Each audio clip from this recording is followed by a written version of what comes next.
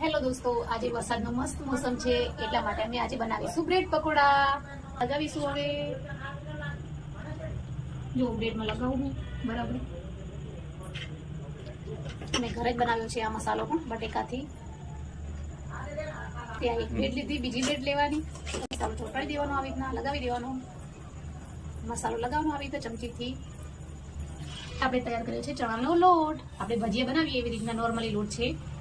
એમાં હવે આપણે બ્રેડ પકોડા આપણે બનાવ્યા છે જે મસાલો લગાવીને તેને આપણે તળી દઈશું.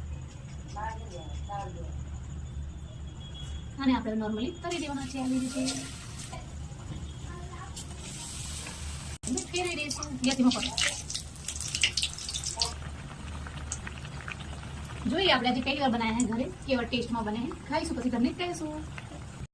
હેલો દોસ્તો, આપણા બ્રેડ પકોડા બનીને તૈયાર થઈ ગયા છે. જો કેવો મસ્ત બનાવ્યા છે. હવે આપણે